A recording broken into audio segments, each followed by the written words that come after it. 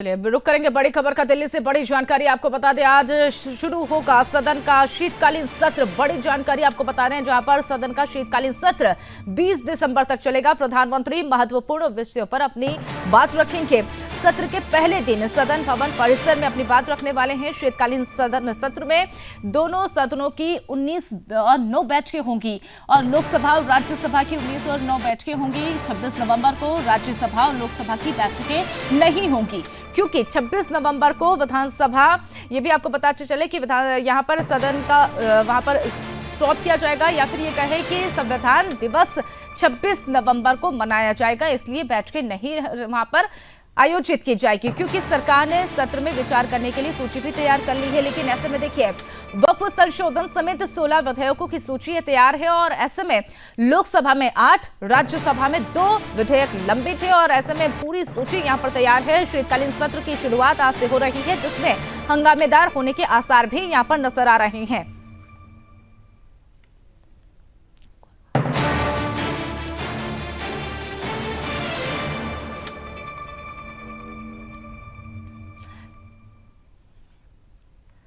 तो इसी खबर पर तमाम जानकारी के साथ हमारे ब्यूरो चीफ सौरभ तिवारी जुड़ चुके हैं। सौरभ, आज से संसद सत्र की शुरुआत होने वाली है। संसद सत्र का शीतकालीन सत्र आज से शुरू होने जा रहा है। देखिए, सबसे पहले सरकार की तैयारी क्या, उस पर हम चर्चा कर लेते हैं।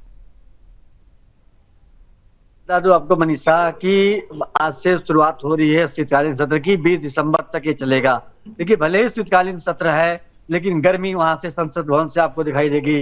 राजनीतिक गर्मी, जब विरोधी पार्टियां सरकार पर हमलावर रुख अपनाएंगी। और देखिए, कल जिस तरह से कांग्रेस के बड़े नेता हैं प्रमोद तिवारी, उन्होंने कल कह दिया था कि मणिपुर हो गया, प्रदूषण का मुद्दा हो गया, रेल दुर्घटनाओं का मुद्दा हो गया, अडानी का मुद्दा हो गया, इन मुद्दों को लेकर वो हंगामा करेंगे, वो चर्चा करेंगे और इस मुद्दे पर हंगामा, जाहिर सी बात है हंगामा होगा। और जिस तरह से वक्त संशोधन बिल जो जेपीसी इस हफ्ते के आखिरी में हो सकता है गुरुवार शुक्रवार तक रिपोर्ट पेश हो, लेकिन जो विरोधी पार्टी के सांसद हैं वो ये कह रहे हैं कि इसमें जो समय है उसको बढ़ाई जाए।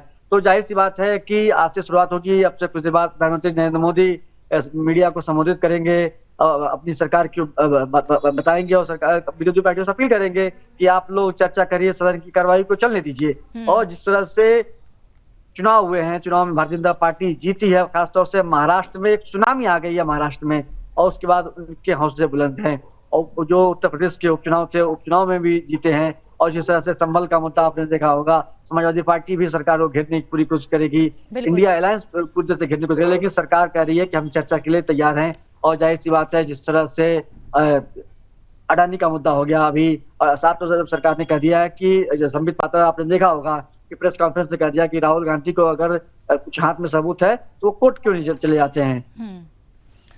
बिल्कुल। तो देखिए, जिस तरह से लगातार सौरभ विपक्ष तो अपने मुद्दे भुनाने की पूरी तरह से कोशिश करता हुआ यहाँ पर नजर आएगा, लेकिन 20 दिसंबर तक ये पूरा सत्र चलेगा और इस दौरान सत्ता पक्ष तो तैयारी है, सरकार तो तैयारी है कि हम बातचीत करेंगे, बैठकों का दौर भी यहाँ पर देखने को मिलेगा। लेकिन सबसे बड़ी बात यह है कि जो विपक्ष है वो इन मुद्दों के साथ कौन से वो तर्क है जो सदन में रख सकता है, क्योंकि देखिए कई मुद्दे ऐसे होंगे जो वो भुनाते हुए यहाँ पर नजर आएंगे। लेकिन अब ये देखने वाली बात होगी, जो 20 दिसंबर तक ये सत्र चलने वाला है, विपक्ष अब इस सत्र को लेकर कौन कौन से वे मुद्दे रहेंगे जिसको लेकर अब वहां पर भुनाते हुए नजर आएगा और कितने हंगामेदार रहने वाला है ये सत्र, ये देखने वाली बात होगी। ये आने वाला समय ही ये बताएगा।